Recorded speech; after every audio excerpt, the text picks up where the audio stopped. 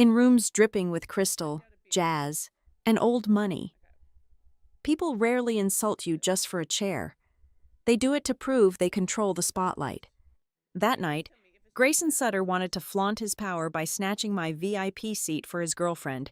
He dragged me up, completely unaware I held the final signature for their $2.3 billion investment. As I adjusted my sleeve, nobody realized I was about to cancel their entire financial future. My name is Violet Holmes.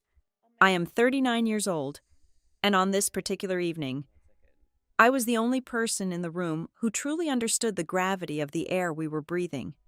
The Lake Briar Pavilion in Chicago was designed to make people feel either incredibly important or entirely insignificant. Tonight, it was the battleground for Stratton Vector Systems, an infrastructure technology firm celebrating the closing night of the most massive financial transaction in their corporate history. The room smelled of expensive orchids, vintage champagne, and the desperate sweat of men trying to project an illusion of absolute control. I wore a minimalist charcoal gown, no diamonds dripping from my neck, no luxury brand logos stamped across my clutch, no harried assistant trailing a step behind me.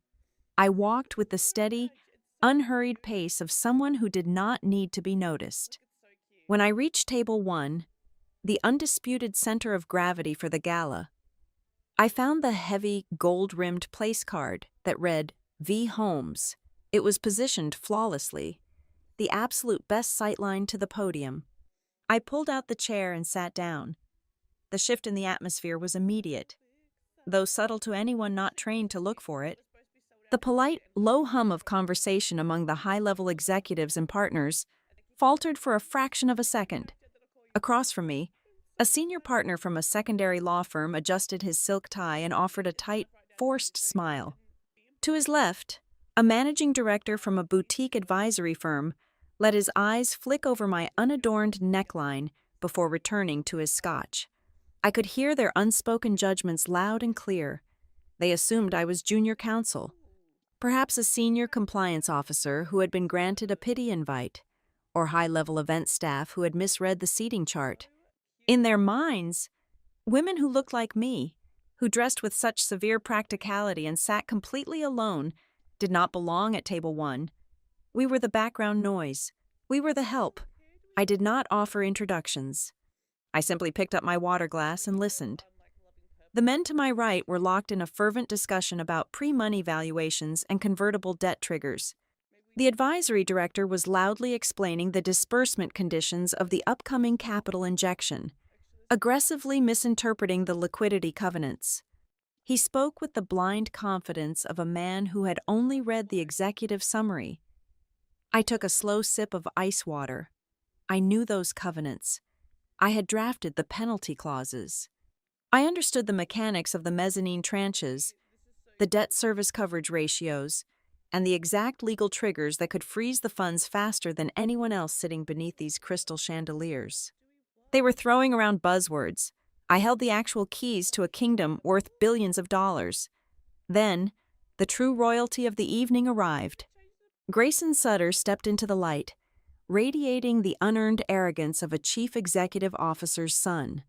Malcolm Sutter, the architect of this entire company, had spent decades building Stratton Vector Systems, but Grayson walked as though he had laid every brick himself. Clinging to his arm was Delaney Price. Delaney was a social media fixture, a lifestyle influencer desperately attempting to pivot from sponsored cosmetic posts to the impenetrable fortress of high society corporate prestige. She wore a dress that sparkled a little too loudly for a financial closing dinner, and a smile that had been practiced in front of a ring light for hours. Grayson guided her toward table 1. His eyes swept over the arrangement, doing the silent math of status and positioning. His gaze landed on the chair I was currently occupying, the prime seat, the chair directly facing the stage, perfectly angled for the event photographers, who would soon be documenting the victory speeches. His jaw tightened. He leaned down and whispered something into Delaney's ear. She offered a small, knowing pout, the kind designed to make a man feel fiercely protective of her manufactured fragility. Grayson straightened his jacket, stepped around the back of the table, and stopped directly behind my right shoulder. "Excuse me," Grayson said. His voice was smooth but layered, with an unmistakable edge of entitlement. "You are in the wrong seat." I did not immediately turn around. I placed my water glass back onto the linen tablecloth, aligning it perfectly with the edge of the silver charger plate. Then, I looked up at him. "I assure you," I said, my voice entirely flat, "I am exactly where I'm supposed to be." Grayson let out a sharp, breathy chuckle. It was a sound designed to patronize. He tapped a manicured finger against the back of the empty chair next to me. "Look, I do not know who told you to sit here. Maybe the event planners got confused with the overflow staff. But I specifically reserved this exact sightline for Delaney. It is the only seat that works for the lighting." Delaney stepped forward, placing a gentle hand on Grayson's forearm. She looked down at me with a smile that was surgically crafted to convey polite disdain. It was the look of a woman who was used to getting her way by pretending to be the victim of someone else's incompetence. "It is totally fine, Grayson," Delaney purred, her voice dripping with artificial sweetness. "I am sure she just got a little turned around. The executive section can be super confusing if you are not used to these kinds of floor plans." She looked back at me, her eyes entirely devoid of warmth. "There is usually a designated area for support staff near the kitchen doors. I'm sure they have a lovely view of the monitors from there." The conversation at our end of the table had completely died. The lawyers, the advisors, and the bankers were now openly watching. This was the blood sport they truly enjoyed, watching someone lesser be put in their place. I looked at the heavy gold-rimmed place card resting inches from my hand. The card reads, "V. Holmes. My name is Violet Holmes. This is my assigned seat." Grayson's face flushed. The polite facade was cracking, revealing the petulant child underneath. He was not used to being told no, especially not in front of an audience, and certainly not by a woman he had already categorized as insignificant. He raised his voice, ensuring that the surrounding tables could hear every word. "Listen to me very carefully," Grayson said, his tone dropping into a threatening register. "I do not care what that piece of cardboard says. I am Grayson Sutter. My father is hosting this entire evening. Someone like you clearly does not understand how these events operate. You do not just claim a prime seat because a temp agency misspelled a name tag. Now, you are going to stand up, vacate this chair, and find wherever it is you actually belong before I lose my patience." I remained completely still. I did not flush with embarrassment. I did not break eye contact. I let the silence stretch, heavy and suffocating, forcing him to sit in the awkwardness of his own public tantrum. The ambient noise of the ballroom seemed to fade away, leaving only the sharp, judgmental stares of the corporate elite bearing down on us. "I will not be moving," I said. My voice did not rise. It did not shake. It cut through the jazz music playing softly in the background with the precision of a scalpel. "If you have an issue with the seating arrangement, I suggest you take it up with the organizers." "But I am staying right here," Delaney gasped softly, a theatrical display of shock. Grayson's hands balled into fists at his sides.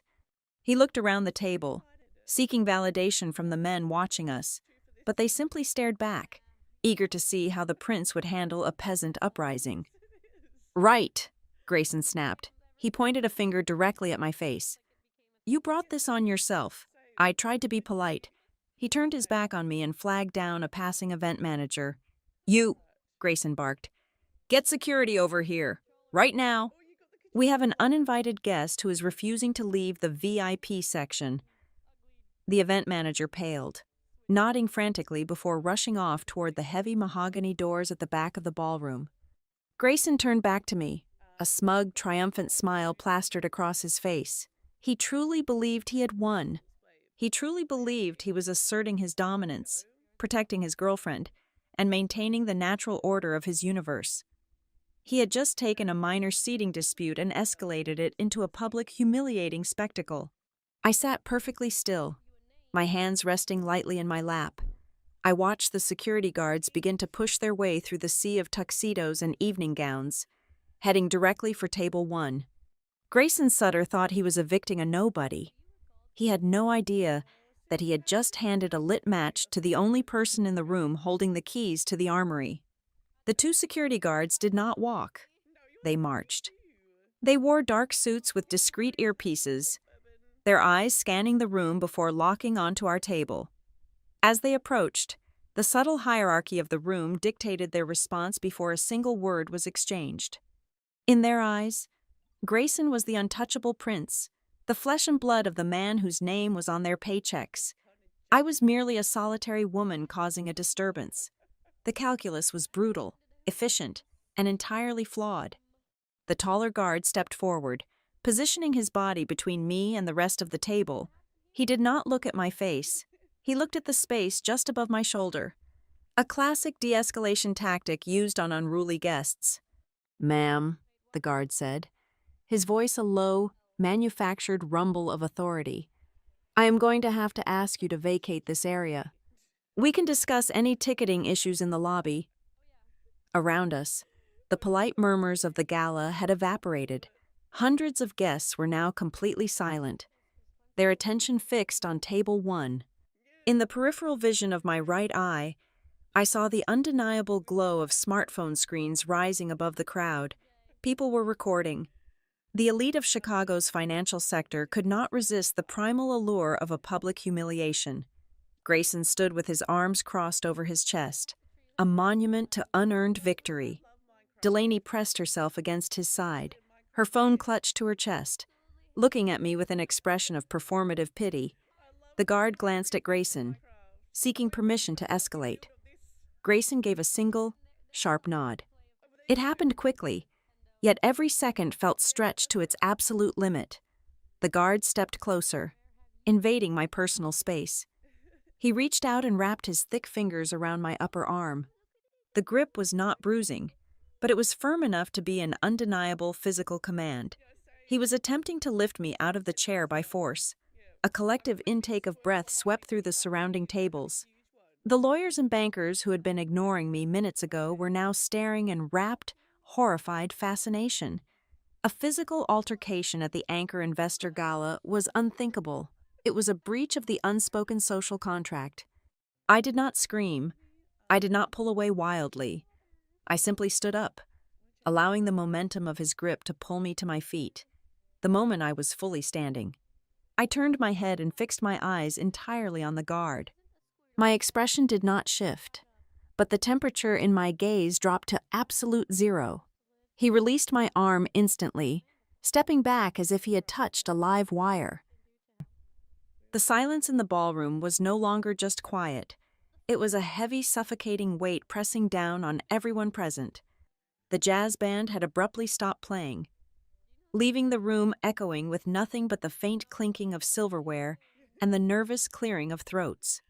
I raised my left hand and slowly, deliberately, smoothed out the fabric of my sleeve where the guard had grabbed me. I adjusted the cuff, ensuring the line of the sleeve was perfectly straight. Only then did I turn my attention to Grayson.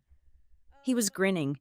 It was a small, triumphant smirk that suggested he was already planning how he would recount this story over drinks at his country club the next day. He thought he had won. He thought I was just a woman who had been successfully bullied out of his designated spotlight. "You," I said, my voice barely above a whisper, yet carrying with perfect acoustic clarity through the dead silence of the room. "You just lost your father's company a lot of money." Grayson let out a sharp, mocking laugh. It was loud and ugly in the quiet room. "Right. Sure I did. Security? Please escort this woman out before she starts making any more ridiculous threats." Delaney giggled, a bright, chiming sound that cut through the tension. "Honestly," she whispered loudly to a woman at the next table, "the entitlement of some people is just wild." They were so thoroughly insulated by their own arrogance that they did not hear the frantic sound of footsteps sprinting across the marble floor of the foyer. Elise Marr, the formidable general counsel of Stratton Vector, and Nolan Pierce, the director of investor relations, shoved their way through the dense crowd of onlookers. Elise looked as though she had been running. Her immaculate updo was slightly frayed, and her chest heaved beneath her silk blazer. Nolan was entirely pale, his eyes wide and panicked behind his wire-rimmed glasses. The event staff had clearly radioed them about a disturbance at Table 1, and they had come to sweep the mess under the rug. Nolan arrived at the table first, breathing heavily.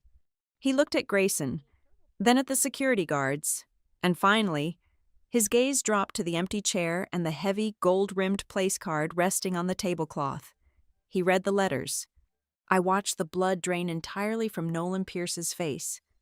He looked up at me, his eyes wide with a terror so profound it bordered on comical. His mouth opened and closed twice before he could force a sound past his vocal cords. "Oh my God," Nolan choked out. His voice was a thin, reedy squeak. "Oh my God. Miss Holmes. Violet."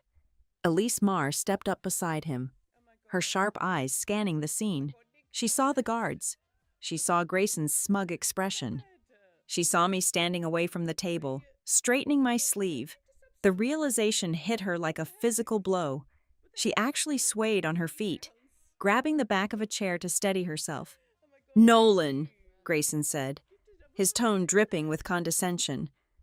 "Tell your security team to finish taking out the trash. We have a dinner to start." Nolan did not look at Grayson. He was trembling. He turned to the entire VIP section, his voice suddenly loud, desperate, and entirely out of control. "Stand down," Nolan screamed at the guards. "Back away from her right now." The guards froze, confused by the sudden reversal of authority. Grayson frowned, his smirk finally faltering. "Nolan, what are you doing?" She was in Delaney's seat. "That is her seat," Nolan shouted, his voice cracking. He pointed a shaking finger at the place card, then turned toward the crowd, desperately trying to do damage control that was already impossible. "Everyone, please, this is a massive misunderstanding. Please allow me to introduce Violet Holmes." Nolan paused, swallowing hard. The words he had to say next were going to destroy the atmosphere of the entire evening. "Violet Holmes is the managing director of closing integrity at Blackridge Meridian Capital," Nolan announced, his voice echoing off the high, vaulted ceilings. "She is the sole signatory authority holding the final approval for our $2.3 billion anchor investment." The words hit the room like a shockwave. The sheer magnitude of the numbers seemed to physically push the onlookers backward. The mood in the room changed instantly. The soft glow of the smartphones that had been recording the scene suddenly vanished as dozens of people hurriedly lowered their devices, terrified of being caught filming the most powerful person in the room being assaulted by event security.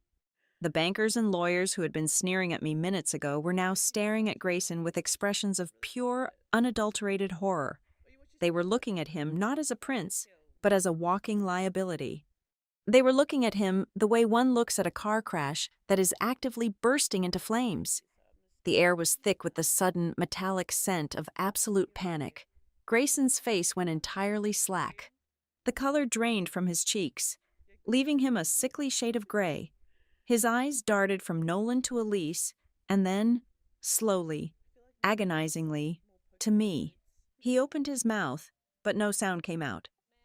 The arrogant heir had suddenly been reduced to a frightened boy who realized he had just set fire to his own inheritance. Delaney dropped her phone. It hit the carpet with a dull thud. She took a slow step away from Grayson, her survival instincts overriding her performative devotion. She realized instantly that the man she was clinging to was no longer a golden ticket. He was an anchor tied to a sinking ship. Just as the sheer weight of the catastrophe settled over the room, the heavy mahogany doors at the main entrance swung open.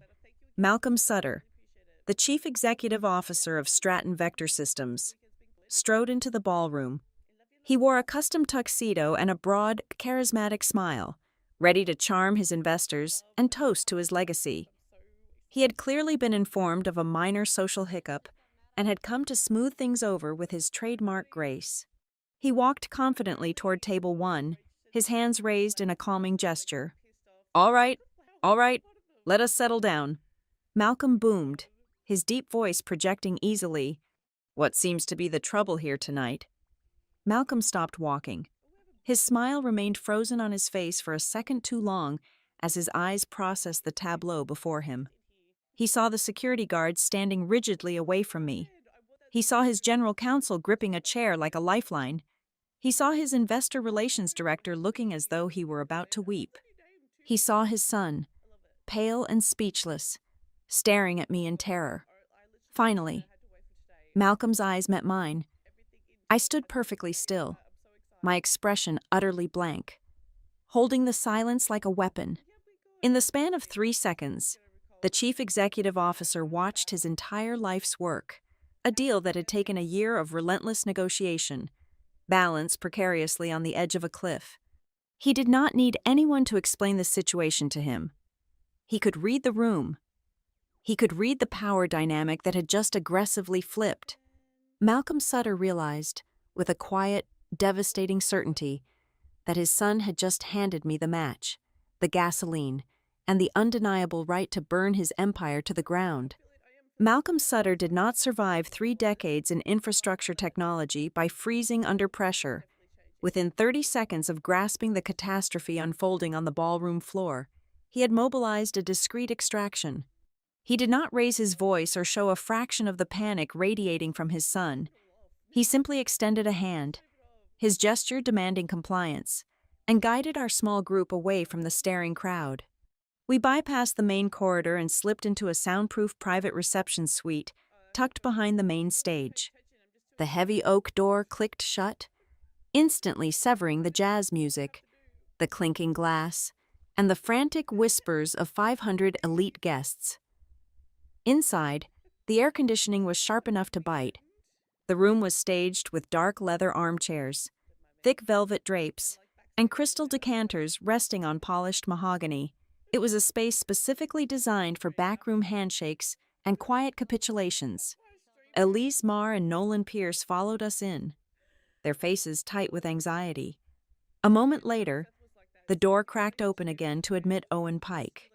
As the chief financial officer of Stratton Vector, Owen possessed the permanent, bone-deep exhaustion of a man who spent his entire life mitigating other people's risks.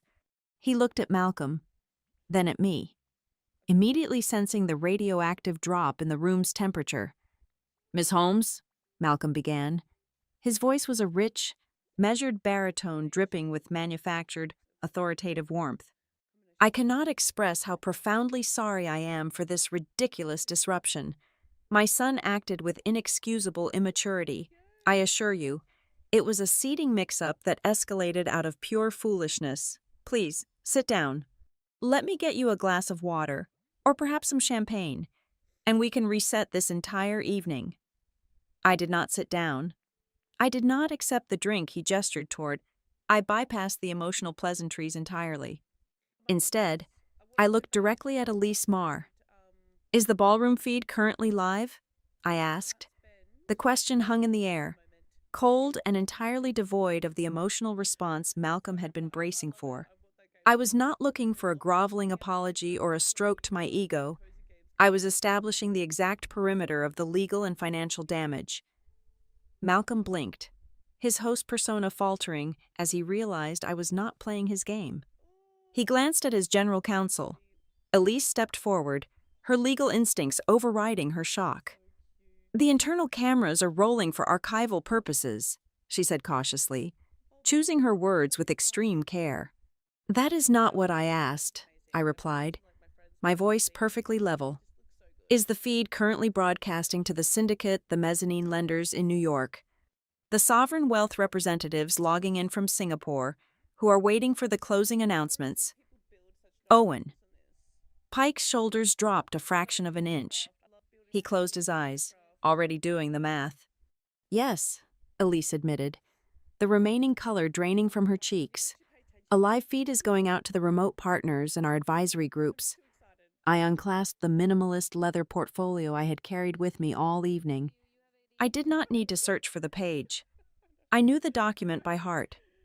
I pulled out a single sheet of paper and laid it flat on the glass coffee table between us. tapping my index finger against a specific paragraph. Section 7, Article 4 of our Master Agreement, I said, my tone as clinical as a surgeon reading a chart. Blackridge Meridian Capital reserves the absolute right to halt all capital disbursement immediately if any executive, board member, or representative affiliated with the leadership team engages in conduct that poses a material reputational risk during the final closing period. Malcolm let out a forced, dismissive sigh, attempting to physically shrink the magnitude of the threat by waving his hand over the paper. Violet, please, let us be reasonable here. Grayson does not hold an official salaried title at Stratton Vector. He is not on the board of directors. He is an overly eager young man who made a catastrophic social blunder because he wanted to impress a girl. He is not a designated representative of this corporation. Do not insult my intelligence, Malcolm, I countered seamlessly. For the past 8 months, you have paraded Grayson through road shows in London, Boston, and San Francisco. You sat him at the table during the Series C structuring meetings. You introduced him to our risk committee as the architect of your new digital expansion strategy. You cannot market him to the banking world as your undisputed successor to secure our $2.3 billion, and then instantly reclassify him as an unaffiliated civilian the moment he orders your corporate security to publicly remove your lead investor. The word remove hung in the air, but we all knew the legal implication was assault. Elise flinched. As general counsel, she knew exactly how easily that sequence of events could be weaponized in a breach of contract filing. She is right, Malcolm. Owen interjected, his voice trembling slightly. The chief financial officer was sweating through his bespoke shirt. He understood the terrifying reality of the situation. This is not about a chair. This is a massive governance nightmare. If the syndicate partners saw an unauthorized family member command our security staff to physically enforce his personal whims, it demonstrates a complete failure of our internal controls. It proves to the market that we have zero operational boundaries. Owen looked at me, a silent plea in his eyes. He knew that the financial markets did not care about apologies. The market only cared about stability. And Grayson had just broadcasted extreme, systemic instability to the very people holding the purse strings. I turned my attention back to the chief executive officer, locking eyes with him. My presence here tonight was not ceremonial, I explained, ensuring each syllable landed with maximum impact. I am not a junior compliance officer sent to drink your champagne and clap at your speech. As the managing director of Closing Integrity, my signature is not a rubber stamp. It is the final mechanism that releases the escrow. My sole mandate is to certify that the governance structure we invested in on paper is the governance structure operating in reality. Tonight, I witnessed a shadow hierarchy operating completely outside your legal framework. That is a material breach. The room was paralyzed. They had spent millions of dollars on legal fees, compliance audits, and pristine financial modeling over the last 12 months, only to be undone by the unchecked arrogance of the founder's son in less than 5 minutes. The ice in the crystal bucket shifted, a sharp crack that made Nolan jump as if a gun had gone off. Malcolm's face seemed to age 10 years in the span of 60 seconds. The swagger was entirely gone. The billionaire visionary had been replaced by a man staring down the barrel of absolute corporate ruin. He pressed his hands flat against the glass table, leaning forward in a gesture of pure, unadulterated desperation. "Give me until tomorrow morning," Malcolm pleaded. The smooth baritone was gone, replaced by a raw, gravelly whisper. "Do not trigger the red flag tonight. Let me handle this internally. I will strip him of all access. I will issue whatever legal addendum your risk team requires. Just give me 12 hours to fix my house before you burn it down." I looked at the 4 executives trapped in this luxurious, soundproof vault. They were waiting for me to show anger, or mercy, or a desire for personal vengeance. They wanted me to negotiate terms. They did not understand that I was entirely removed from the emotional equation. The board had made their move, and I was simply reading the board. I picked up my document from the glass table and tucked it cleanly back into my portfolio. I am not giving you an ultimatum, Malcolm, I said, walking toward the heavy oak door. I am simply doing my job. I walked out of the Lake Briar Pavilion and into the biting chill of the Chicago night. The valet brought my car around within 3 minutes. Sensing the absolute finality in my posture, I did not look back at the grand glass doors of the venue. The moment I was seated inside the quiet, soundproof cabin of my vehicle, I engaged the encrypted line on my phone and dialed New York. It was nearly midnight on the East Coast, but Damian Crowe answered on the second ring. Damian was the managing partner at Black Ridge Meridian Capital, who had originated the Stratton Vector deal. He lived and breathed in a state of perpetual risk assessment. Tell me the closing dinner was a triumph, and we are wiring the funds at 9 o'clock tomorrow morning, Damian said, his voice carrying the distinct gravel of a man who had already reviewed 4 separate term sheets since dinner.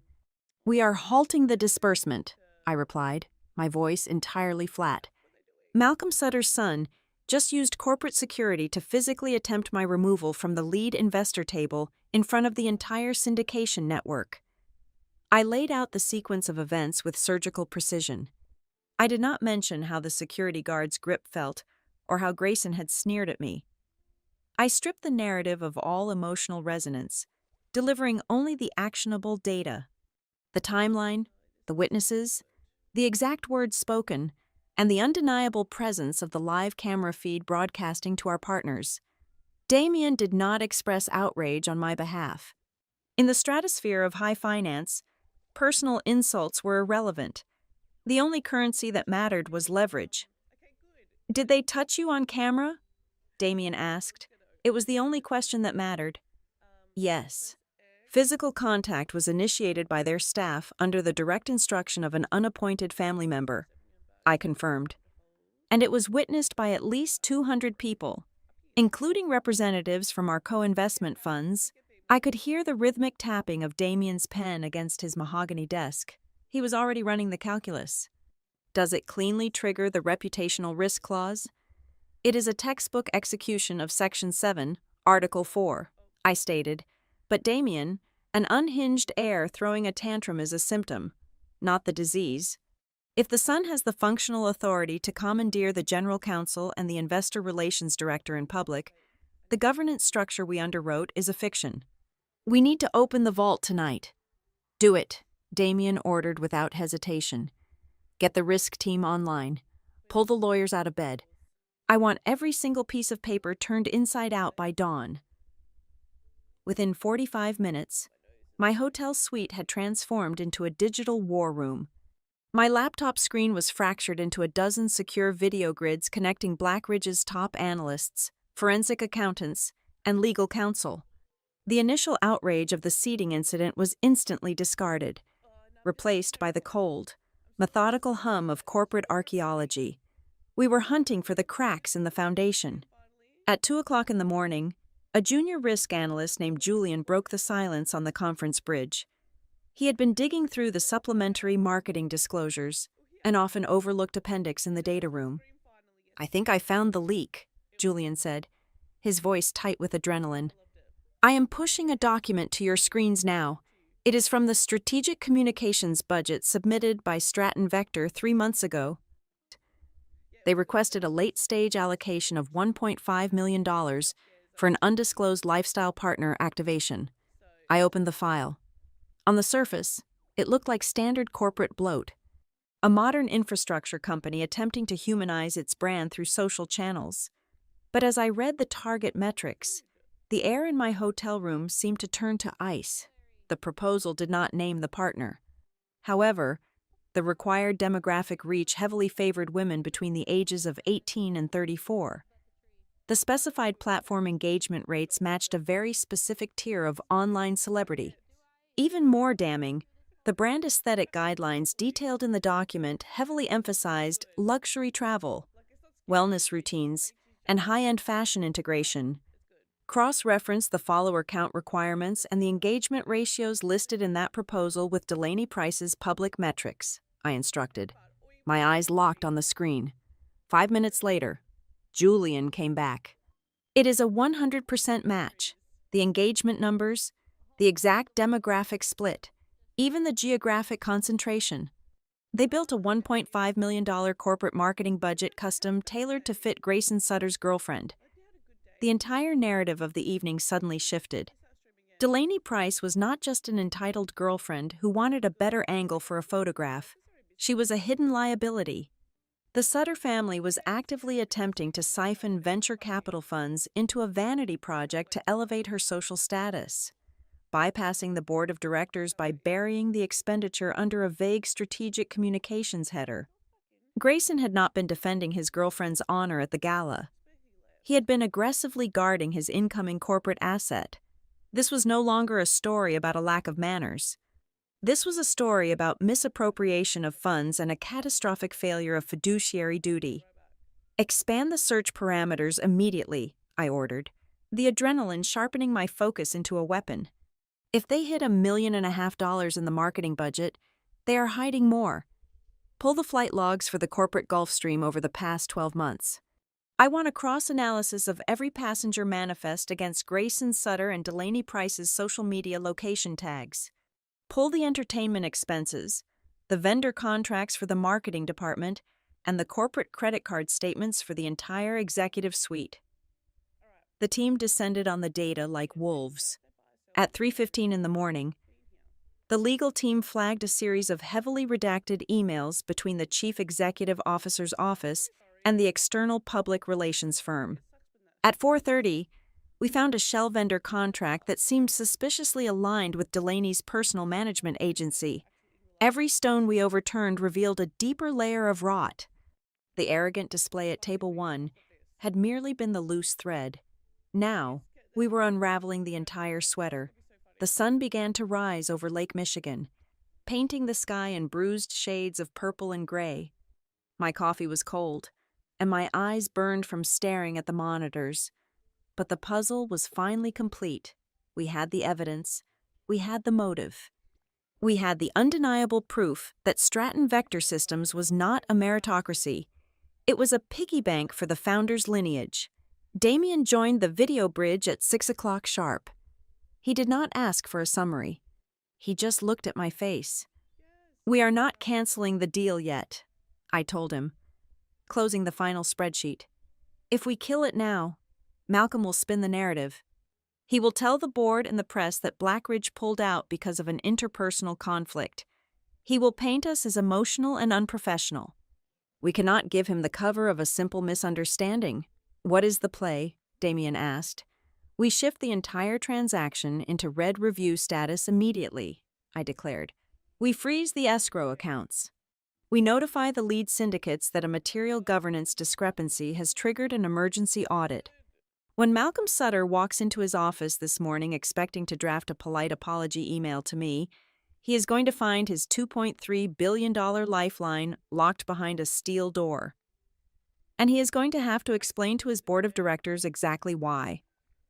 I disconnected the call and closed my laptop. The silence in the hotel room was absolute. I walked over to the floor-to-ceiling windows and looked down at the waking city. Grayson Sutter had demanded I give up my seat because he believed I did not belong. He was about to learn a very expensive lesson about the architecture of true power. The morning would not bring negotiations or polite society excuses. The morning would bring an absolute reckoning. By 8 o'clock the next morning, the corporate headquarters of Stratton Vector Systems had transformed into an active war zone. I did not need to be in the building to know exactly how the air smelled. It smelled of stale coffee, expensive cologne, and the distinct, metallic tang of absolute panic. I sat at the glass desk in my hotel suite, a fresh cup of black tea untouched beside my laptop, watching the digital ripples of the previous night turn into a tidal wave. Elise Marr, operating purely on survival instinct and her fiduciary duty as general counsel, had begun funneling real-time updates to my encrypted messaging application. She was trapped inside a boardroom on the 72nd floor, watching her company begin to tear itself apart. According to Elise, Malcolm Sutter had called an emergency session of the board of directors at the exact moment the markets opened. He stood at the head of the long mahogany table, exhausted but desperately trying to project total control. He attempted to frame the entire catastrophe as an unfortunate administrative oversight. He used phrases like an accidental identity mistake and a regrettable failure by the third-party event staff. He wanted the board to believe that the friction was entirely logistical, a simple seating chart error that escalated because of high stress and poor lighting. Grayson, who had been summoned to the meeting despite holding no official board seat, completely shattered his father's carefully constructed narrative. Elise described him pacing the back of the room, his face flushed with defensive rage. Grayson slammed his hand against the wall and loudly insisted that I was maliciously abusing my financial authority to execute a personal vendetta. He shouted that I was weaponizing my title simply because I felt slighted over a chair. He demanded that the board issue a formal complaint to Blackridge Meridian Capital regarding my unprofessional conduct. Delaney Price, who had apparently insisted on accompanying Grayson to the executive floor, sat in the corner of the room, loudly complaining to anyone who would listen that the entire situation was just ridiculous, a table etiquette drama blown wildly out of proportion. She treated the jeopardy of a multi-billion-dollar transaction as if it were a minor social media controversy. Elise did not let them control the room. She stood up, cutting through the Sutter family's delusions with the cold blade of legal reality. She informed the board that the issue was not a chair, nor was it my ego. The issue, she stated with brutal clarity, was that Grayson Sutter had publicly exercised executive authority he did not legally possess. He had commanded the corporate security force to physically assault the most critical financial representative in their company's history. Elise looked directly at Malcolm and told him that his son had handed our legal department a loaded weapon and begged us to pull the trigger. While the board ripped itself apart behind closed doors, the containment breach I had anticipated finally occurred. At 9:15, my phone began to vibrate with an unrelenting rhythm. The incident was no longer confined to the Lake Briar Pavilion. Video clips, recorded on the smartphones of the elite guests, had leaked. They were not on public social media platforms yet. They were spreading through the far more dangerous arteries of the financial world. The footage was circulating in the closed, encrypted group chats of Wall Street bankers, corporate lawyers, and institutional investors from Chicago to New York. I watched one of the clips sent to me by a contact at a rival firm. It was a high-definition recording from 2 tables away. The audio was crystal clear. You could hear the jazz music stop. You could hear Grayson's arrogant sneer. You could see the exact moment the security guard's hand clamped down on my arm, and you could see the absolute terrifying silence that followed when my identity was revealed. In the ruthless ecosystem of high finance, weakness is blood in the water. Grayson had made his company look utterly amateurish, chaotic, and completely out of control. The market reaction was instantaneous. By 10 o'clock, the syndicate began to crack. 2 of the primary co-investment funds, a massive sovereign wealth entity, and a prominent New York mezzanine lender, directly contacted our offices at Blackridge. They bypassed Malcolm entirely and came straight to me. Their questions were identical and devoid of pleasantries. They wanted to know if the disbursement conditions were still valid. They wanted to know if the anchor investor was pulling out. Market confidence, which Malcolm had spent an entire year painstakingly building, was evaporating in the span of a single morning. The pressure was not only coming from the outside. The internal dynamics at Blackridge were reaching a boiling point. Damian Crowe convened an emergency session of our own investment committee via video conference. The screen was divided into 8 squares, each containing a senior partner with a very different agenda. The split was immediate and vicious. 3 of the partners, driven entirely by the astronomical yield models, wanted to save the transaction at any cost. The profit margins on a $2.3 billion deployment were staggering. They argued that we should use the leverage of the scandal to aggressively renegotiate our equity warrants, squeeze Malcolm for a higher percentage, and force Grayson into permanent exile. They viewed the crisis as a massive discount opportunity. The risk management partners took the opposite stance. They argued that the public nature of the disaster, combined with the hidden marketing budget allocations my team had uncovered during the night, proved the leadership was fundamentally compromised. They wanted to trigger the termination clauses immediately, rip our capital out of the escrow accounts, and distance our brand from the ensuing wreckage before the Wall Street Journal got hold of the story. They all looked at me, waiting for the executioner to swing the axe. I sat quietly, listening to the men in $1,000 suits argue over the mathematics of morality. If I killed the deal right then, it would be clean, fast, and legally bulletproof, but it would also be a mercy killing. Malcolm would spin the narrative, blame the collapse on Blackridge's sudden risk aversion, and quietly restructure his debts with a more desperate lender. Grayson would learn nothing. The rot inside Stratton Vector would remain covered. I did not want a clean exit. I wanted a total structural collapse. "We are not deciding right now," I told the committee, my voice slicing through the frantic debate. "We keep the transaction in red review limbo. We do not answer Malcolm's calls. We do not issue a formal statement to the syndicate. We let them sit in the dark and bleed." Damien frowned, leaning forward into his camera. "Violet, if we leave it hanging, the market uncertainty will tear their stock valuation apart by the end of the week." "Exactly," I replied, maintaining absolute eye contact with the lens. "Malcolm is currently trying to convince his board that this is a contained social incident. If we kill it now, we validate his panic. If we hold the line, the pressure will force the real internal fractures to the surface. I want to see what else falls out of the ceiling when the foundation starts shaking." I ended the video conference, leaving the partners in stunned silence. I had chosen the hardest, most psychologically brutal path. I was turning the silence into a weapon, using their own mounting paranoia to dismantle them from the inside out. I closed my laptop and finally picked up my cold cup of tea. The sheer adrenaline of the morning was beginning to settle into a cold, sustained focus.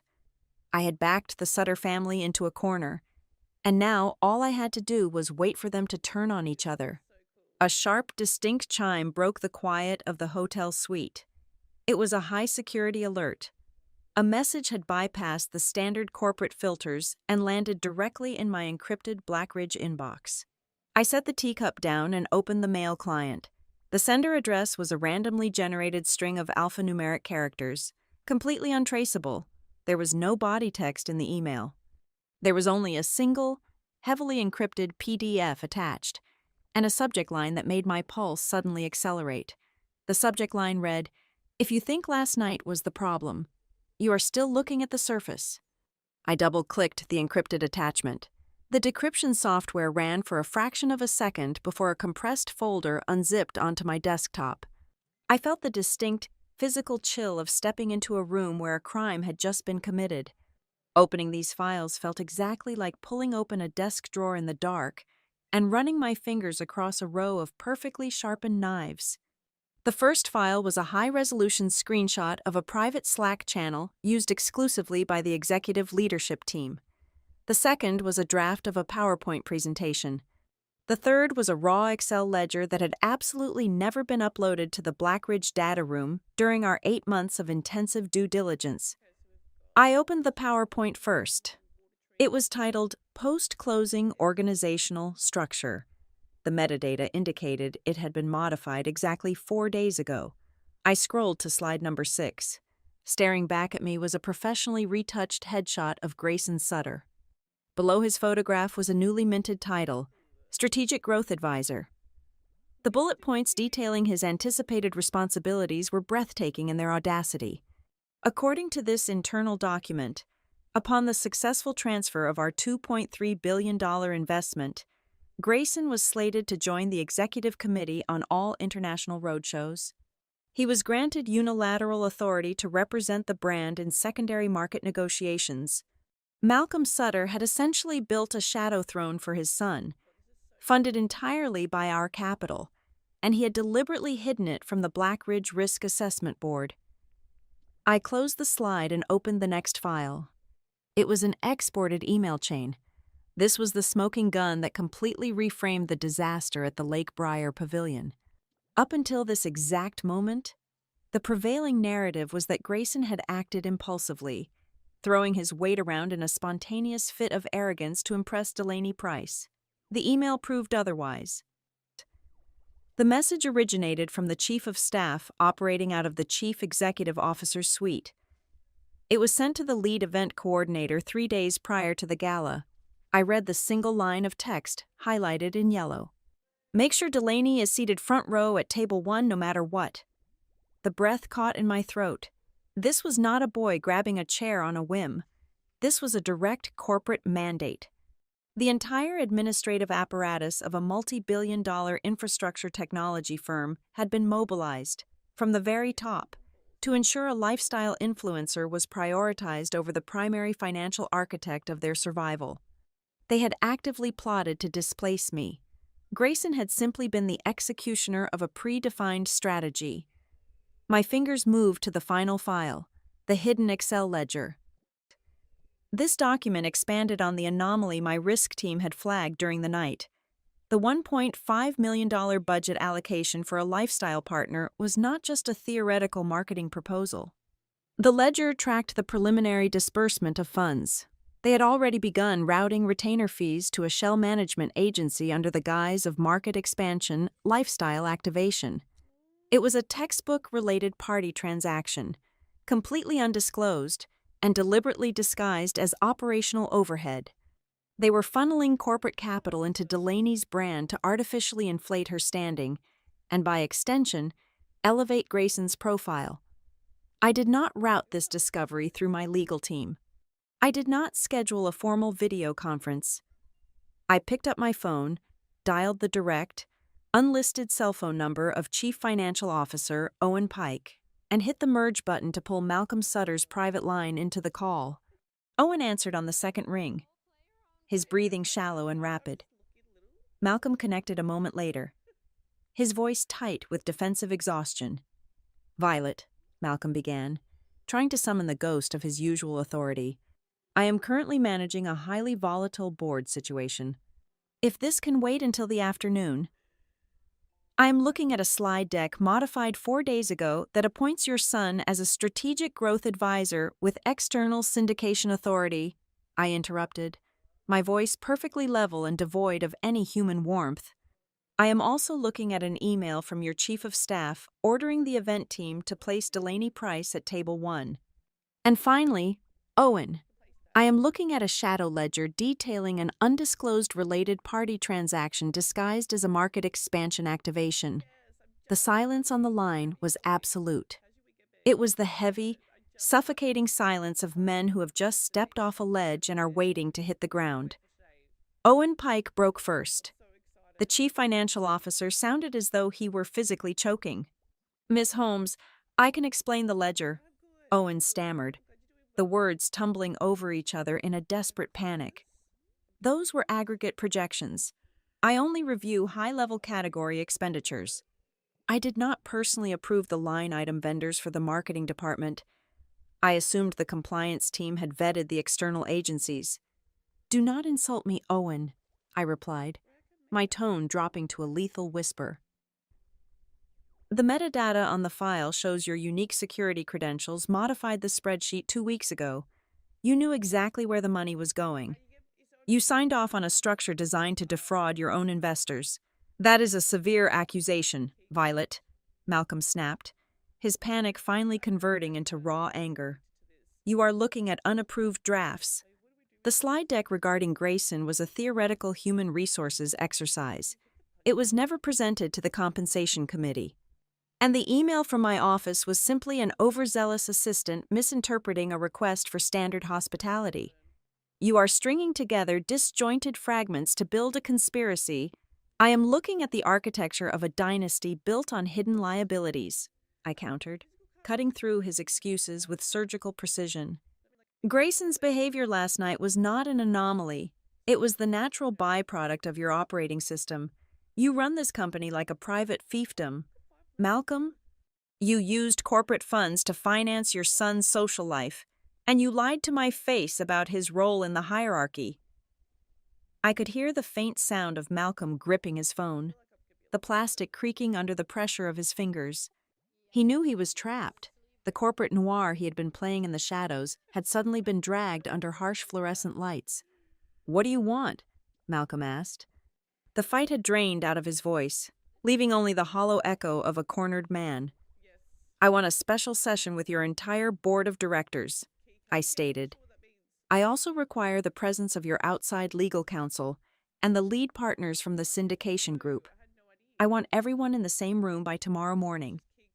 Violet, if you call the outside counsel and the syndicates into a special session, the market will assume we are filing for bankruptcy or facing an indictment," Malcolm pleaded, his voice breaking. "It will trigger a massive sell-off. Please, we can restructure the marketing budget. I will personally guarantee Grayson is barred from the premises." "It is too late for negotiations." "Malcolm," I said, "I am officially locking the initial capital transfer window. The funds will not be released. The escrow accounts are now completely frozen pending a full forensic audit of your executive communications." "You cannot do that," Owen yelled, his professional composure shattering completely. "We have debt maturity obligations due in exactly 14 days. If you lock the transfer window, we will default on our existing loans. We will miss payroll. You will plunge us into insolvency. Then I suggest you spend the next 24 hours finding a very good explanation for your board," I said.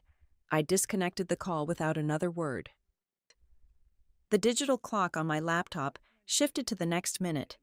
The abstract tension of the gala had evaporated. The real countdown had officially begun, and I had just set the timer. The counteroffensive did not begin in a courtroom. It began in the gutter of financial media. Malcolm Sutter, realizing that legal threats would only accelerate his destruction, pivoted to the only strategy left to a desperate man character assassination. By Tuesday afternoon, a high-priced crisis management firm operating out of Washington had quietly deployed a coordinated smear campaign across industry blogs and secondary financial news outlets. I sat in my makeshift command center at the hotel, watching the narrative shift in real time. The planted articles were remarkably consistent. They did not deny the altercation at the gala, but they masterfully reframed my role. According to the strategic leaks, I was not a senior financial architect holding the keys to the transaction. I was painted as an overzealous administrative clerk, a procedural box checker who had suffered a minor slight and was now throwing a bureaucratic tantrum. They leaked a photograph. It was taken 18 months prior during a preliminary due diligence tour of a Stratton Vector manufacturing facility in Ohio. In the image, I was wearing a bulky yellow hard hat, a reflective safety vest, and a massive plastic visitor badge dangling awkwardly around my neck. The caption on the most prominent blog read, "Event staff confusion understandable, given the demeanor of the Black Ridge compliance auditor. They were trying to build a retroactive justification for Grayson's arrogance."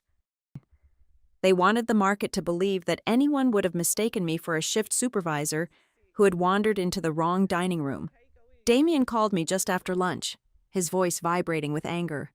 He offered to have our internal public relations team issue a scorched earth statement detailing my exact authority and the nature of the suspended funds.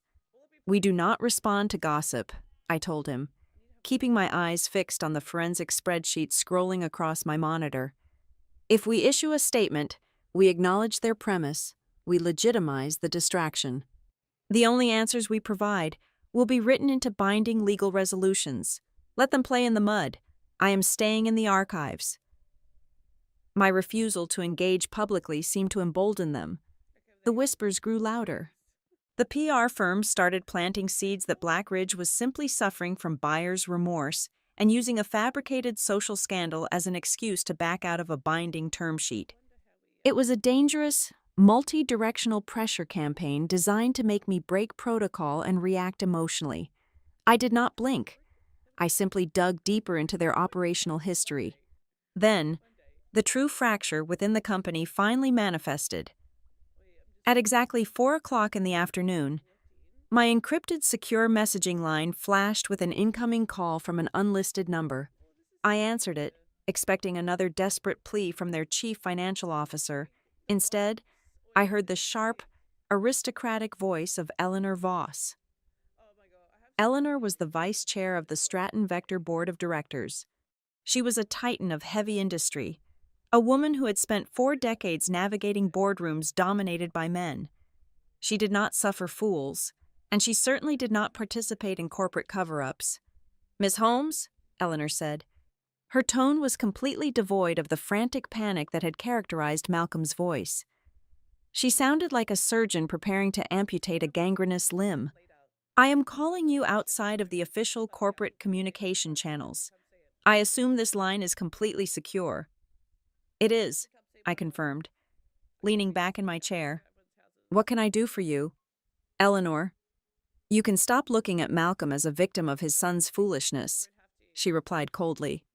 "I spent the last 24 hours ripping apart the executive suite after your little display of power.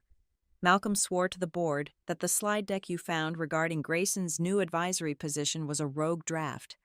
He claimed it was generated by an overeager human resources consultant and that the board was never intentionally bypassed." "And you do not believe him," I said. "I do not rely on belief. I rely on records," Eleanor stated.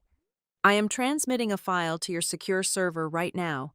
It is the unredacted minutes from a closed executive board session we held exactly 6 months ago. We were debating the governance structure prior to the Black Ridge syndication roadshows. I explicitly challenged Malcolm on Grayson's visibility in the company. I demanded assurances that his son would not be utilized in any official investor relations capacity." My computer chimed as the file landed in my inbox. I opened the document, scanning down to the highlighted section. There it was, transcribed in black and white. Malcolm Sutter, on the official corporate record, stating unequivocally that Grayson Sutter would hold zero operational authority and would not participate in any post-closing executive functions. "He lied to the board," I said, the gravity of the document settling over the room. "He committed intentional misrepresentation," Eleanor corrected sharply. "He looked me in the eye and guaranteed a clean governance structure, while simultaneously utilizing corporate funds to build a parallel marketing apparatus to elevate his son and that ridiculous influencer girlfriend. He used our credibility to secure your $2.3 billion, and he planned to spring Grayson on us the moment the ink was dry." This changed everything. We were no longer dealing with a debate over corporate etiquette or a simple misuse of a marketing budget. This was a deliberate, documented deception at the highest level of fiduciary responsibility. It was a terminal offense. Malcolm had not just lied to his investors, he had defrauded his own directors. "There is something else you need to know, Violet," Eleanor continued, her voice dropping lower, carrying a sudden, heavy exhaustion. "I know why he is fighting so dirty in the press. I know why he is panicking over the frozen escrow accounts. It is not just about the digital expansion strategy." I stopped reading the board minutes. "What did you find?" "Stratton Vector has a logistics subsidiary operating out of Detroit," Eleanor explained. "It handles our Midwestern supply chain. I just forced the chief financial officer to open their books. They have a massive balloon debt payment maturing in exactly 19 days. It is a catastrophic liability that Malcolm managed to keep off the primary consolidated balance sheet during your due diligence phase by routing it through a complex series of holding companies. The pieces clicked into place with terrifying clarity. He needs the anchor funds to plug the hole. I realized he is not using the capital for growth. He is using it to stave off an immediate default.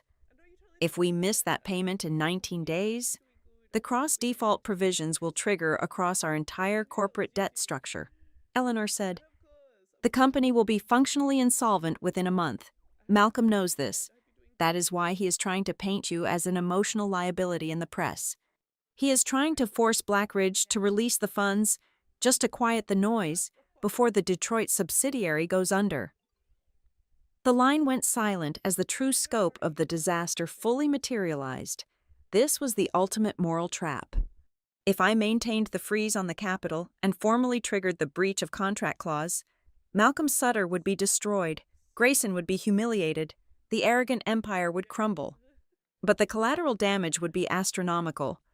The Detroit logistics subsidiary employed over 4,000 blue-collar workers, drivers, warehouse operators, and dispatchers who had never set foot in the Lake Briar Pavilion. If I killed the deal, those 4,000 people would lose their livelihoods just weeks before the holidays. They would pay the price for the absolute arrogance of a chief executive officer they had never even met.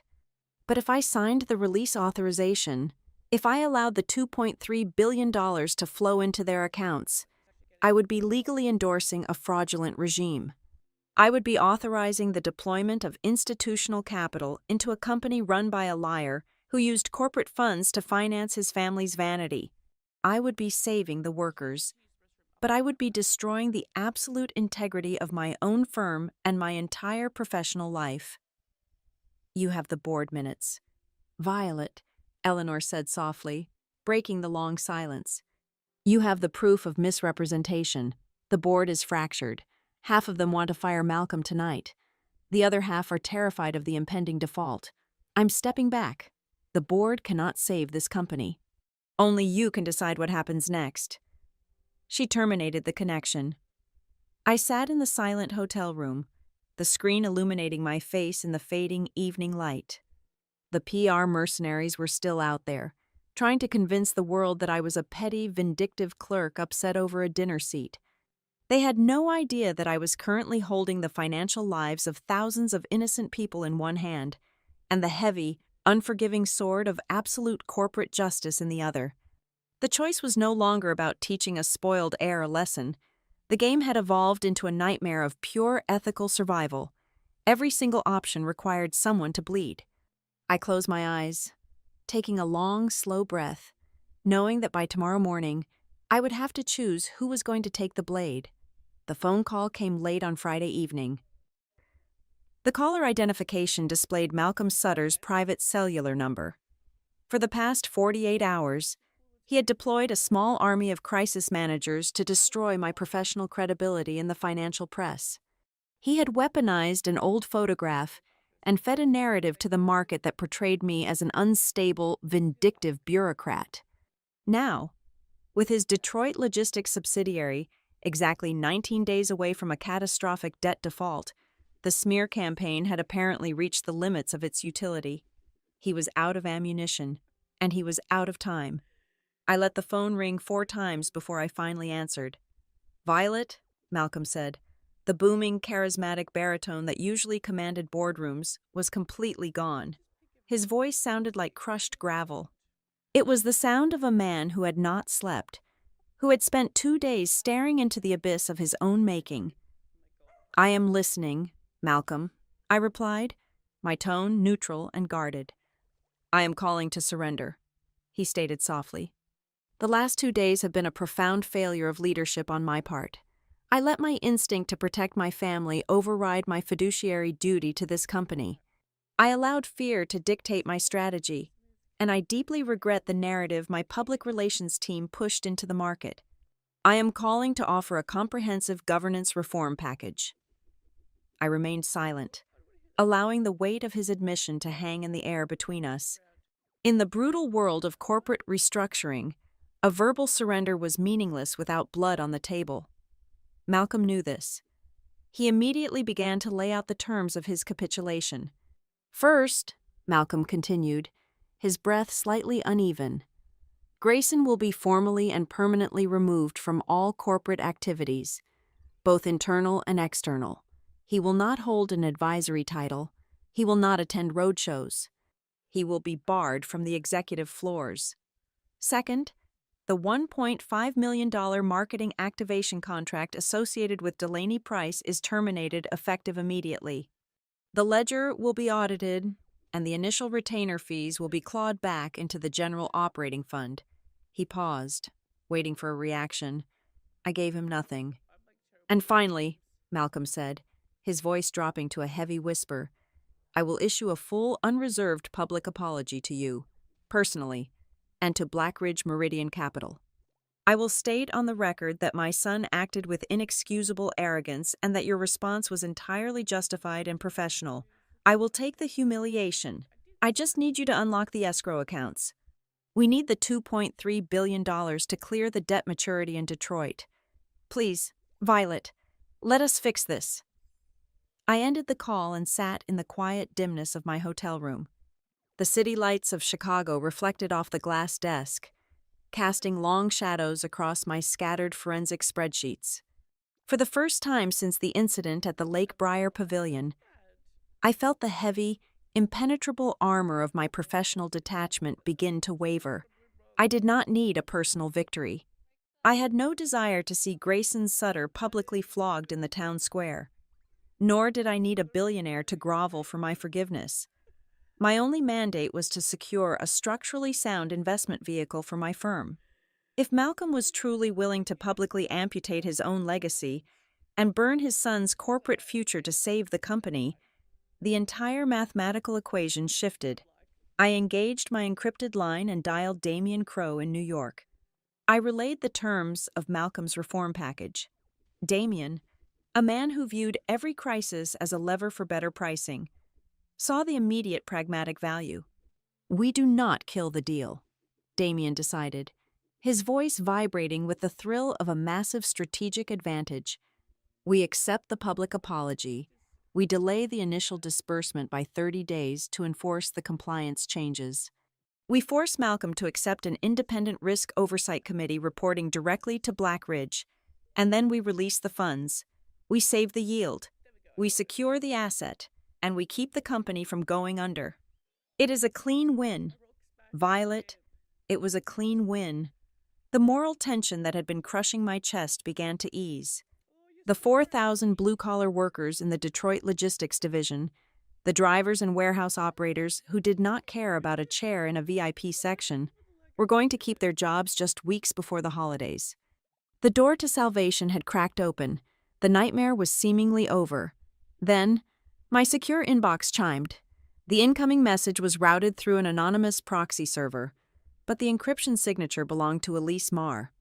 The general counsel of Stratton Vector Systems had finally reached the absolute limit of her moral elasticity. She was a lawyer bound by duty to protect the corporation, but she had apparently decided she would not be an accessory to its total corruption. The message contained no text, only 2 attached files. I opened the first document. It was formatted as an official internal incident report, drafted by Bryce Kellen, the head of security at Stratton Vector. The document was neatly typed, officially watermarked, and stamped for filing with the human resources and legal departments. I read the narrative summary, and the cold, pragmatic hope I had allowed myself to feel just minutes prior instantly turned to ash. The report stated that during the closing gala, an unidentified female guest, later identified as Violet Holmes, became openly hostile and aggressive in the designated executive seating area. It falsely claimed that I exhibited erratic behavior, explicitly refused multiple polite requests from the event staff to verify my seating credentials, and created a localized disturbance that directly threatened the safety of the surrounding attendees. The concluding paragraph stated that my uncooperative and belligerent demeanor forced the security personnel to initiate standard physical de-escalation protocols to maintain the peace of the event. I stared at the screen, my heart hammering a slow, heavy rhythm against my ribs. They were not just trying to cover up an embarrassment, they were actively constructing a fraudulent paper trail to legally invalidate my reaction. If Blackridge attempted to trigger the reputational risk clause, Malcolm would produce this highly official, entirely fabricated document to the syndication partners and the courts. He would use it to claim that I was the initial aggressor, thereby manufacturing a legal defense to sue my firm for breach of contract. I opened the second file. Elise had attached the raw digital server logs and the original unaltered draft of the security report. The original version correctly noted that Grayson Sutter had bypassed standard event protocols to order a physical removal without any justified cause. The digital timestamps painted a story of absolute, premeditated betrayal. The original report had been uploaded on Saturday morning. The fabricated, aggressive revision had been manually saved into the system at exactly 4:15 in the afternoon today. The metadata showed it was edited immediately following a closed-door meeting between Malcolm Sutter, Bryce Kellen, and the Crisis Public Relations team. Malcolm had called my personal phone to offer a deeply emotional apology at exactly 4:45. The realization hit me with the force of a physical blow. The apology was a calculated, theatrical stall tactic. He was speaking softly to my face, begging for mercy, while his hands were busy forging the knife he fully intended to bury in my back the moment the funds were secured. The agonizing moral dilemma regarding the 4,000 logistics workers completely vanished, replaced by an absolute, terrifying clarity. If I signed the release authorization for the $2.3 billion, I would not be saving a struggling American infrastructure company. I would be willingly funding a sophisticated criminal enterprise run by a man who viewed fraud as a standard operating procedure. The system was not just broken. It was intentionally designed to destroy anyone who challenged its authority. The public relations leaks, the hidden marketing budgets, the lies to the board of directors, and now, the outright falsification of security evidence. They were all symptoms of the same terminal disease. I picked up my phone and composed a brief, formal email to Malcolm Sutter's executive assistant, copying Eleanor Voss and the entire board of directors. I confirmed that I would attend the emergency board session scheduled for Monday morning in person. I did not mention the fake security report. I did not mention Elise Marr. I accepted the invitation with the polite, measured tone of a financial partner ready to finalize a resolution. I closed my laptop and stood up, looking out over the dark expanse of Lake Michigan. The emotional weight was gone, replaced by a cold, sharpened steel in my spine. I knew exactly what I was going to do. I just needed to sit at their mahogany table one last time. I needed to look Malcolm Sutter in the eye and listen to him lie to me one more time before I tore his entire world apart. The boardroom on the top floor of the Stratton Vector building was encased entirely in glass, offering a dizzying, unobstructed view of the Chicago River below. On this Monday morning, the water looked like a slab of cold iron. The room itself was designed to intimidate, featuring a massive, polished walnut table that seemed to stretch into the horizon. Every single seat was occupied. The entire board of directors, the external legal counsel, the lead partners from the banking syndicates, my team from Blackridge, and the representatives from the co-investment funds were present. The air was so dense with impending consequence that it felt difficult to pull into my lungs. Malcolm Sutter sat at the head of the table. He looked hollowed out, the charismatic facade completely stripped away, leaving only the desperate exhaustion of a man who knew the executioner had arrived. Grayson sat rigidly to his right, his jaw locked, radiating a toxic mixture of fear and defiance. Delaney Price, somehow still clinging to the delusion that she was a vital piece of this corporate machinery, sat slightly behind him, her arms crossed defensively. I sat directly opposite Malcolm at the far end of the table. I did not open the session with a display of personal outrage. I did not demand an apology. When the room finally settled into a heavy, suffocating silence, I simply stood up and opened my leather portfolio. "We are not here to debate etiquette," I began, my voice carrying the clinical, detached cadence of a prosecuting attorney laying out a timeline. "I am going to provide a precise, minute-by-minute chronological record of the events that have jeopardized this $2.3 billion syndication." I distributed bound copies of my dossier to the partners and board members. At 8:15 on the evening of the gala, I was seated at my assigned position. At 8:17, an unaffiliated family member demanded my removal. At 8:19, corporate security personnel physically engaged me under that family member's direct orders. But that isolated incident is not why the Capitol is currently frozen. I looked around the room, making eye contact with the lead bankers and the board members. I am halting this transaction because of the three-layer structure of deception that built the foundation for that exact moment. First, the public execution of unauthorized executive power. Second, the undisclosed, post-closing organizational strategy designed to embed that same family member into a primary investor relations role. And third, the active, premeditated falsification of corporate security records to conceal these liabilities. A low murmur of shock rippled through the bankers. The board members, many of whom were seeing the full scope of the evidence for the first time, began flipping frantically through the dossiers I had provided. Malcolm leaned forward, his hands trembling slightly on the polished wood. He was fighting for his life. Violet, the board and I are prepared to address the marketing budget discrepancies and the theoretical human resources drafts. We have already outlined a governance restructuring package. But the allegation regarding the security report is an administrative error. I did not directly approve any edits to Bryce Kellen's incident summary. Our external public relations firm may have suggested revisions to soften the language for internal circulation, but it was not a malicious forgery mandated by this office. He was trying to build a firewall of plausible deniability. I reached into my portfolio and pulled out a single sheet of paper. Please turn to page 42 in your packets. I instructed the room. The sound of thick paper turning filled the silent room. What you are looking at is an internal email forwarded directly from the Chief Executive Officer's private outbox, I stated, locking eyes with Malcolm. It was sent to the head of security exactly 17 minutes after your conference call with the Crisis Public Relations team concluded on Saturday afternoon.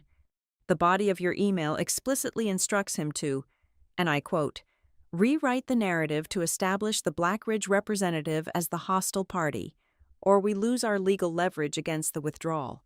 End quote. Malcolm's mouth opened, but the vocal cords failed him. The firewall had instantly collapsed, crushing him underneath it. Grayson could not handle the silence. The pressure of watching his father be systematically dismantled by the very person he had tried to humiliate proved to be too much for his fragile ego. He slammed both of his hands violently down onto the walnut table, the sharp crack echoing off the glass walls. "This is completely insane," Grayson shouted, his face twisting into an ugly mask of rage. He pointed an accusatory finger across the long table directly at me.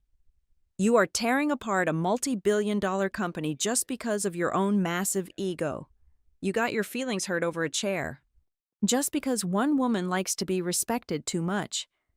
Everyone in this room goes crazy and acts like we committed treason. This is a personal vendetta, plain and simple." The entire boardroom froze. The bankers stared at him in unblinking horror. The external lawyers flinched visibly. In less than 30 seconds, Grayson had completely bypassed any legal defense and loudly confirmed the exact nature of the toxic culture I was prosecuting. He had just told a room full of institutional investors that holding them accountable to the law was simply a hysterical overreaction. Delaney, sensing the catastrophic shift in the room and desperate to rescue the man who funded her lifestyle, immediately jumped into the fray. She stood up, her voice shrill and indignant. "You are all acting like total hypocrites," Delaney cried out, glaring at the board of directors. "You sit here judging Grayson, but you all knew about the strategy. You pretend this is some massive secret, but your own marketing department literally sent me the brand sponsorship proposal deck 3 weeks ago. They promised me the front row seat, because I was the face of the new expansion. You cannot turn around and blame us for executing the exact plan you paid for." A collective gasp was audibly drawn by the legal team. Delaney Price had just driven the final nail into the coffin. In her attempt to defend Grayson, she had accidentally confessed to receiving advanced, unapproved corporate materials, proving that the undisclosed related party transaction was not just a draft, it was an active, executed promise made by the company prior to the closing date. Eleanor Voss, the vice chair of the board, slowly stood up. She did not look at Grayson's. She did not look at Delaney. She turned her body entirely to face Malcolm Sutter. Her expression was devoid of any pity. "Malcolm," Eleanor said, her voice dropping into a register of absolute, freezing authority, "did you intentionally conceal material facts from this board of directors? Did you actively deceive our lead investors to secure this capital? Or did you simply decide that this entire corporation, built on the backs of thousands of employees, was nothing more than a personal asset for your family to play with?" Malcolm looked at her, his eyes hollow. He had no lies left to tell. The silence that followed her question was the sound of an empire collapsing under its own rot. The lead partner from the New York mezzanine lending syndicate cleared his throat, his hands folded tightly in front of him. He looked past the wreckage of the Sutter family and directed his attention solely to me. "Miss Holmes," the lead lender said, his tone gravely serious, "the syndicate recognizes the severity of these breaches. However, the underlying infrastructure assets of this company remain highly valuable, and the impending debt maturity in Detroit is a pressing reality. Despite the actions of the current executive leadership, is Blackridge Meridian Capital still leaving the door open for a path forward? Are you willing to restructure this transaction? Or are you formally withdrawing the anchor funds?" Every single eye in the glass room turned to me. The board members held their breath. Grayson stared in silent, terrified anticipation. Malcolm looked like a man waiting for the blade of the guillotine to drop. I looked down at the neatly organized dossier resting on the table in front of me. I closed the cover, aligning it perfectly with the edge of the wood. "I require exactly 1 minute of silence," I said softly. "Before I give you my final answer, I asked for exactly 1 minute, and I took every single second of it." The silence stretched through the stale, heavily conditioned air of the glass boardroom, feeling like a physical weight pressing down on the chests of the men in their bespoke suits.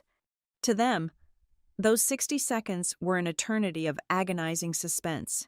To me, it was simply the necessary time to ensure my pulse was completely steady and my breathing was perfectly even. I stood up from the heavy walnut table. I did not look at Grayson Sutter. I did not spare a single glance at Delaney Price, who was now gripping the armrests of her chair with white knuckles. I directed my gaze entirely to Eleanor Voss and the remaining members of the board of directors. "I want to make one thing absolutely clear before I deliver my decision," I stated, projecting my voice so it reached every corner of the room. "I am not killing this syndication over a chair. A chair is a piece of furniture. A bruised ego is a personal problem, and I do not make decisions worth billions of dollars based on personal feelings. I am terminating this transaction because that single chair inadvertently kicked open the door to a systemic, meticulously engineered labyrinth of corporate fraud." I looked down at the closed leather portfolio resting beneath my hands, then back up to the board. Over the past 48 hours, my risk assessment team has unearthed 3 undeniable realities about Stratton Vector Systems. I continued, my voice carrying the clinical, detached cadence of a prosecuting attorney delivering a final verdict. Number 1, a pervasive culture of toxic nepotism has completely infiltrated your executive operations, granting unchecked authority to individuals with zero fiduciary duty. Number 2, your leadership team actively executed and deliberately concealed related party transactions to funnel corporate treasury funds into a vanity marketing project designed solely to elevate a family member. And number 3, when confronted with the fallout of their own arrogance, your executive office engaged in the premeditated falsification of official security records to manipulate institutional investors and manufacture legal leverage. I turned my attention to the lead partner from the New York mezzanine lending syndicate, who had asked if there was any path forward to save the thousands of logistics workers in Detroit.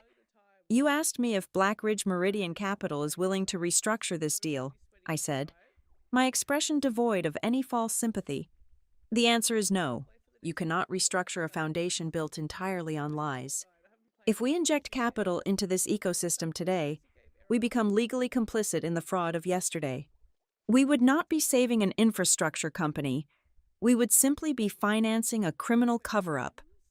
I placed both of my hands flat on the polished wood, anchoring myself as I delivered the final blow.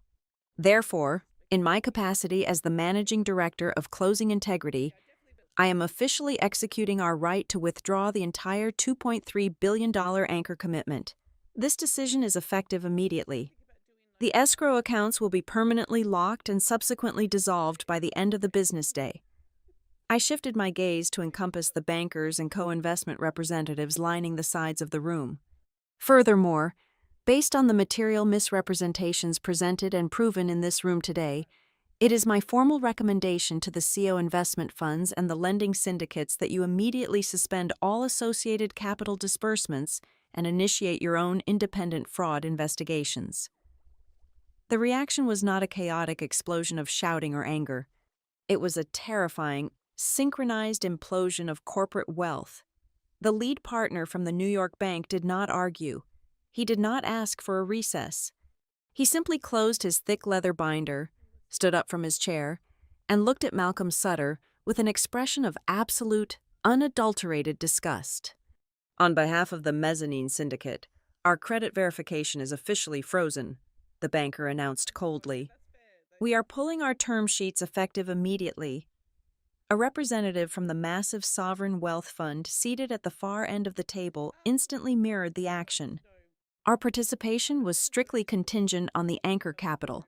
We are formally withdrawing from the capitalization table." The dominoes were falling rapidly. The massive, complex financing structure that Malcolm Sutter had spent an entire year painstakingly building across 3 continents collapsed into dust in less than 90 seconds. Without the anchor money, the secondary loans defaulted. Without the secondary loans, the entire corporate balance sheet turned toxic, triggering the impending collapse of the Detroit logistics subsidiary and sealing the fate of the entire empire. Malcolm slumped backward into his chair. He looked as though the oxygen had been forcibly extracted from his lungs. His skin turned the color of old parchment. He opened his mouth, perhaps to beg one last time, but Eleanor Voss cut him off before he could utter a single syllable. "Malcolm," Eleanor commanded, her voice ringing out like a judge delivering an irrevocable sentence. "You are hereby suspended from your duties as Chief Executive Officer, effective this exact second. You are to surrender your building access protocols, your corporate credentials, and your encrypted devices to the legal department before you leave this floor." She turned her fierce glare toward Grayson, who was sitting paralyzed in his seat, the arrogant smirk permanently erased from his face, replaced by the hollow stare of a man watching his entire inheritance burn to the ground. "And you?" Eleanor spat, the contempt dripping from her words like acid. "You are stripped of every fabricated title, every marketing budget, and every ounce of access you thought you possessed. Corporate security will escort you both out of the building immediately. Elise, I want an independent external investigation opened into the executive branch by noon today." Within hours, the corporate bloodbath was complete. Delaney Price, realizing that the fountain of corporate wealth had abruptly run dry and the prestigious brand deals were dead, quietly stood up, walked out of the glass boardroom, and completely vanished from the public eye. She deleted her social media accounts before the sun even set, recognizing that an association with the Sutter family was no longer a golden ticket to high society, but a radioactive brand killer. Grayson Sutter became an instant cautionary tale. In the closed, ruthless circles of high finance, he was transformed into a universal laughingstock. The leaked videos from the Lake Briar Pavilion Gala stopped being just a piece of gossip. They became a mandatory case study for every major investment bank on Wall Street. He became the textbook definition of how unearned arrogance and a desperate need for validation could detonate a multi-billion-dollar balance sheet faster than any market competitor ever could. I did not stay to watch them pack their cardboard boxes. I walked out of the Stratton Vector headquarters and stepped into the crisp, biting wind of the Chicago morning. I hailed a black car and headed directly back to the Black Ridge Meridian Capital Regional Office. There was no champagne waiting for me in the executive suite. There was no celebratory applause from the risk assessment team. In this echelon of the financial world, you do not celebrate avoiding a catastrophic disaster. You simply survive it and move on to the next exposure. I walked into my temporary office, hung my wool coat on the back of the heavy wooden door, and sat down at my desk. I pulled the massive, doomed Stratton Vector file, placed it squarely into the secure shredding bin, and opened the next preliminary due diligence folder. Decisions involving billions of dollars must always be executed with a cold, mechanical head, never a hot, vengeful heart. It is the ultimate, uncompromising truth of the corporate ecosystem. In business, people usually think that money is the sole factor that dictates who gets to sit at the VIP table. But in reality, the only currency that truly decides your place in the room is respect. Because when the final hour strikes, the person who is aggressively deemed not to belong at that table is often the exact same person who holds the absolute power to pick up the entire table and throw it completely out of the room. Thank you so much for listening to this story today. Please let me know in the comments where you are listening from so we can interact and share our thoughts together. If you enjoyed this journey, please subscribe to the Boss Revenge Stories channel, like this video, and support the channel by liking the video and turning on notifications so that the story in this video can be heard by many more people.